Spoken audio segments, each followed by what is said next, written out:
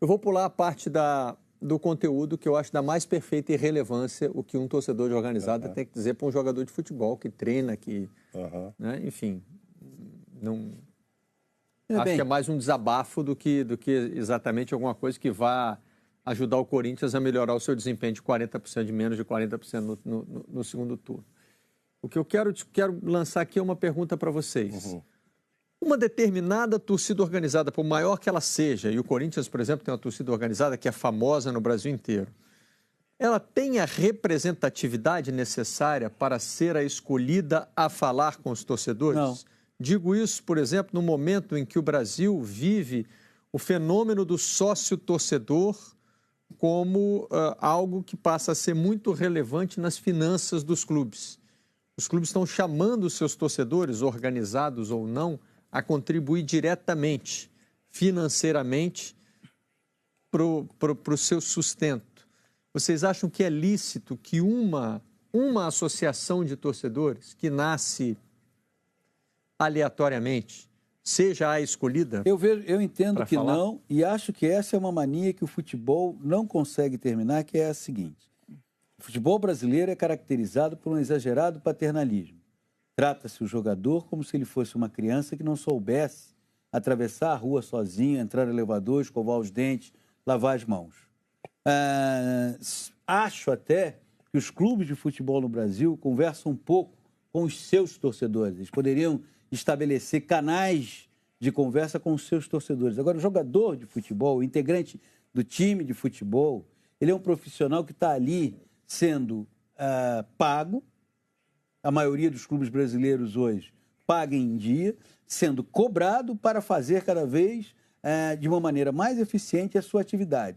Não é uma conversa com o torcedor A, com o torcedor B, com o torcedor C, que vai fazer aquele jogador entrar em campo mais disposto. Eu parto do princípio de que ele, desde que o seu empregador esteja lá cumprindo com todas as suas obrigações, entre em campo disposto. Aqui, o nosso paternalismo diz assim, não, então vai lá o torcedor falar com ele. Na boa, você acha que o Jô, que o Cássio, que o Balbuena, que o Arana, que é jovem, que o Jadson, precisam de um torcedor para dizer assim, nós estamos com vocês, e aí por causa disso eles vão jogar vão jogar mais, vão correr mais? Eu entendo que não. Agora, a relação é paternalista com o jogador de futebol.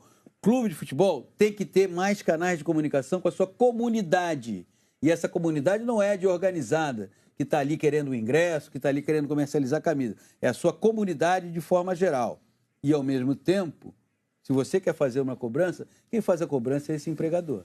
Eu sequer acho que é um convite. Talvez em alguns casos um ou outro dirigente queira fazer uma pressão e convide torcedores para esse tipo de encontro. Mas, na verdade, eu acho que é tudo um gesto de intimidação. Eu acho que cada um tem a sua opinião, a sua leitura. Claro. Para mim, fica evidente o constrangimento do dirigente quando tem que explicar a presença do torcedor ali. Fica evidente o constrangimento do atleta quando ele tem que explicar e se esforçar para tratar aquilo com um ar de naturalidade, como se aquilo fosse normal. Todo mundo sabe que não é. Só que o dirigente, o atleta, todo mundo envolvido, fica com medo, fica intimidado. Faz e por um teatro. Isso permite que a torcida entre ali mesmo sem ter essa representação que o Marcelo sugeriu. É isso aí. Não é uma questão de paternalismo, é uma questão de medo, de sobrevivência. A gente já sabe que meus amigos, mas no caso do Corinthians, quem conhece bem o Corinthians sabe que não é uma simples associação. A torcida, neste caso, é gigante. Ela se faz representar não só dentro do estádio com o papel de torcedor, mas se faz representar dentro do clube. Então, não tem nenhum candidato à presidência do Corinthians que não tenha conversado com um conselheiro, que, aliás, o Corinthians tem eleição marcada agora para fevereiro, é isso? Então, não tem nenhum candidato à eleição do Corinthians que não tenha conversado com algum conselheiro e que esse conselheiro é membro de uma torcida organizada. Isso, as torcidas avançaram no poder político, avançaram no se fazer representar. Então, assim, por definição, eu acho que não cabe torcedor em sem treinamento. Agora, na vida política do clube, não há como impedir que as pessoas se representem, que representem uma ideia, que representem uma agremiação, uma escola de samba, uma torcida. Você entra, fica sócio do clube, faz campanha política, se elege ou não, e aí você vai ter Não, aí tá tudo mas certo. são coisas diferentes. Fora- Depois que entrou no clube, tá tudo Então, certo. mas- Eu não sei se o Caio... Então- Diga, Massini. Não, só para concluir, o que vocês têm toda a razão é esse tipo de torcedor entrar no clube, no centro de treinamento, no profissional, no jogador, conversar com o jogador, pedir explicação para diretor. Não é o fórum, não é o local adequado. Mesmo Eu como concordo conselheiros, com todos como vocês. sócios. Pior ainda, conselheiro tem que dar conselho, fica Peraí. ó, lá no Senadinho. Eu queria só organizar aqui o meu raciocínio. Não sei se o Caio quer completar, que ele estava falando antes do Massini. É que eu vejo de uma maneira, assim, existe o mundo real e o mundo ideal. No mundo ideal, o torcedor fica na arquibancada e não entra no centro de treinamento. No mundo real, esses caras, e a gente já tem vários exemplos, que o crime organizado está infiltrado dentro das torcidas. Então, eles não fazem, o presidente do Corinthians ou de qualquer outro time, os jogadores, eles não recebem o torcedor porque eles querem. É para evitar uma futura intimidação, porque esses caras ameaçam você, ameaçam sua família, mas não é que ameaçam te tirar do poder ou te tirar do time. Eles te ameaçam te pegar na rua. Então, você se sujeita a algum tipo de relacionamento para evitar algum problema futuro. É basicamente isso. Participei de várias conversas com o torcedor. Nunca existiu essa coisa tipo, legal, é legal, mas ganha o jogo amanhã, porque se não ganhar, essa conversa muda de figura. Então é só uma questão de coação. O torcedor tem medo e o dirigente também tem medo do que vai acontecer se não receber esses caras. Caio, como romper com isso? Não rompe mais? Só se o órgão público, se a polícia não consegue dar conta, por que os times de futebol vão dar? Agora, eu posso falar isso. Se o presidente do Corinthians vier falar isso, ele começa a tomar uma ameaça. Não, mas o que eu estou dizendo é assim, interromper isso é assim. O órgão de segurança, seja municipal, estadual, federal, mas olha, não tem nenhuma característica. Um presidente de clube hoje, qualquer clube do Brasil, ele não tem como chegar e dizer assim, não, vocês não falam, quem fala com os meus jogadores sou eu.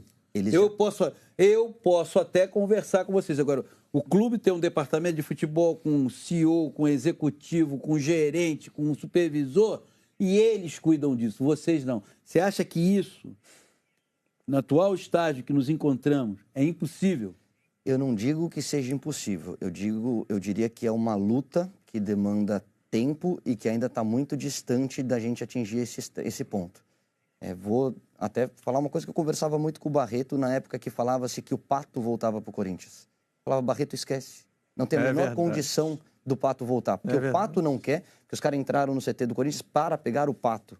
E a torcida não quer o Pato de volta. Então, tudo isso é um jogo de cena para que valorize o Pato e o Corinthians consiga fazer dinheiro e recuperar parte do investimento que foi feito no jogador.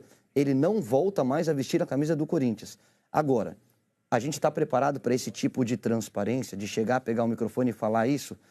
Lucas Lima agora no Santos. Imagina, o Santos empata, já começam a pichar o muro em cima do Lucas Lima. Imagina o torcedor santista, que entende que o time passa muito pelo jogo do Lucas Lima. Ele virar e dizer que está muito próximo do Palmeiras. No dia seguinte, ele não anda mais em Santos, gente. Então, existe, volto a dizer, o mundo real e o mundo ideal. No mundo ideal, nós não teríamos, os jogadores e dirigentes, relacionamento e contato, convívio com a arquibancada. No mundo real, está cada vez mais violento e esse tipo de relacionamento passa por evitar constrangimentos futuros. Eu queria chegar exatamente aí. Essa relação com uma determinada torcida organizada ou com outra, ela não se dá por uma escolha do clube, ela se dá por intimidação, ela se dá no mundo real. Né? E mesmo que não seja ainda no mundo ideal, mas eu acho que já está na hora de fazer, de alguma maneira, abrir... Porque assim, o clube de futebol é um troço muito doido, né? Se você pensar no clube de futebol como... As pessoas adoram chamar de instituição, como se fosse uma coisa milenária, elas são centenárias no máximo, né? Mas o clube de futebol como... sei lá, como ente, é uma coisa muito louca. Porque não é bem uma empresa, e o objetivo mesmo não é dar lucro. Não tem fim. O objetivo é ganhar campeonato. Né? não tem fins lucrativos, mas ele lida com uma quantidade de dinheiro interessante. Absurda, mais do que muito município. Né? Então, o orçamento de muito clube de futebol é maior do que o de alguns tem muito dinheiro envolvido, mas o objetivo que você faz com esse dinheiro não é gerar mais lucro, o que você faz com esse dinheiro tem é tentar ações na bolsa. É tudo muito doido. Agora, a eficiência de administrar essa coisa aí, né, tem que ser questionada. E o clube no Brasil ainda está ligado àquele modelo do clube social, lá de quando essas instituições surgiram. A gente está parado num modelo centenário. Quando que, na verdade, o que impulsiona um clube de futebol são os milhões de simpatizantes que ele tem espalhados pelo Brasil.